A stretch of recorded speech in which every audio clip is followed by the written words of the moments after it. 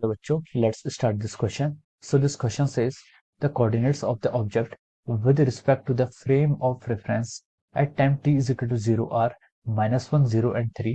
If at t is equal to 5 seconds, its coordinates are -1, 0, 4, then the object is in A option motion along z-axis, B option motion along x-axis, C option motion along y-axis and option D rest position between t is equal to 0 second to t is equal to 5 second okay. तो चलिए बच्चों अब हम इस question को start करते हैं। तो देखिए बच्चों इस क्वेश्चन का जो आपका की कॉन्सेप्ट है, इस क्वेश्चन का की कॉन्सेप्ट आप लिख सकते हैं, this question is based upon our frame of reference.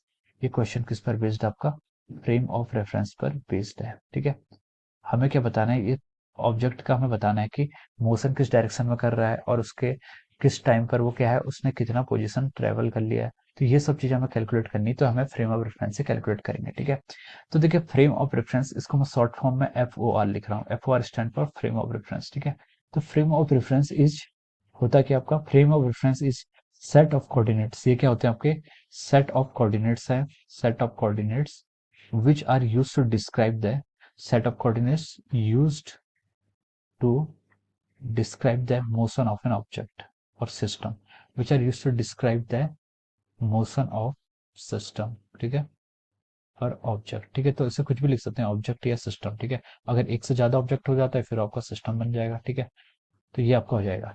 तो frame of reference is the frame of reference is the set of coordinates which are used to describe the motion of an object और system. ठीक है, तो देखिए उसने क्या बोला है कि the coordinates of an object with respect to frame of reference at time t is equal to 0 are -1, 0, 3। तो मान लीजिए जब आपका टाइम t 0 था तो वो यहाँ पर था, कोई ऑब्जेक्ट है आपका। ठीक है, -1, 0 एंड 3 ये क्या आपके कोऑर्डिनेट्स हैं। जैसे ही time t is equal to 5 second, जैसे ही आपका टाइम प्रोसीड हुआ उसके कोऑर्डिनेट्स उसने दिए हैं -1, 0 एंड 4। ये कब है आपका, जब टाइम आपका कितना हो गया, 5 सेकंड हो गया। ठीक है, तो आप पूछ रहे हैं कि उसमें then the object is motion along Z axis, motion along X axis, motion along Y axis और rest position between 0 to 5 second. तो देखिए जब time t is equal to 0 था तब उसका एक्स एक्सिस के अलोंग कोऑर्डिनेट कितना था, -1 था। ठीक है, और जब आपका time t is equal to 5 second हुआ तब भी उसका एक्स एक्सिस के अलोंग कितना था, -1 था। तो उसका मतलब है कि एक्स एक्सिस के अलोंग तो उसका मोशन नहीं हुआ है। ठीक है, तो हमारे जो बी ऑप्शन में दिया है मोशन अलोंग एक्स एक्सिस, वो तो क्या हो जाएगा, रॉन्ग हो जाएगा, क्योंकि उसका कोऑर्डिनेट सेम है। तो एक्स एक्सिस पे तो जहां पर पहले था अभी भी वहीं पर ही है। अब देखते हैं वाई में, वाई देखिए जब time t is equal to 0 था तब वाई आपका 0 था, और जब time t is equal to 5 second हुआ तब भी वाई आपका 0 है। तो उसका मतलब है कि वाई एक्सिस भी उसका डिस्प्लेसमेंट नहीं हुआ है, तो यहाँ पर उसका मोशन नहीं होगा। तो देखिए सी ऑप्शन भी आपका क्या हो जाएगा, wrong, motion along Y axis वो आपका रॉन्ग हो गया।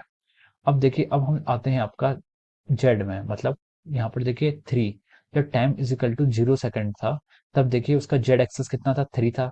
और जब टाइम आपका 4 सेकंड हुआ, सॉरी टाइम 5 सेकंड हुआ, तब उसका जो कोऑर्डिनेट्स है वो क्या हो गया, 4 हो गया। तो जब टाइम 0 था तब वो 3 पर था, और जब टाइम 5 सेकंड हुआ तब वो क्या हो गया, 4 हो गया।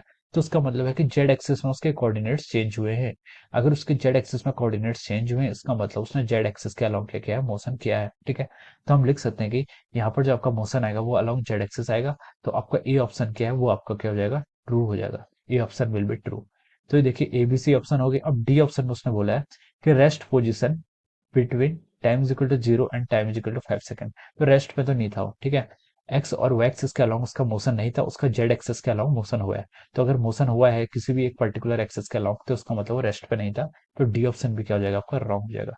तो उसका जो करेक्ट ऑप्शन है वो क्या है, option A, that is motion along Z axis. ठीक है, तो हम बोल सकते हैं, तो हम यहाँ पर लिख सकते हैं कि ऑप्शन ए इज करेक्ट। क्या होगा आपका, option A, option A is correct choice. ठीक है, ये आपका करेक्ट आंसर हो जाएगा। ठीक है, option A is correct answer of this SCQ। ठीक है, सो ये आपका क्या हो जाएगा, ऑप्शन ए करेक्ट हो जाएगा, और हम इसको ऐसे टिक कर सकते हैं।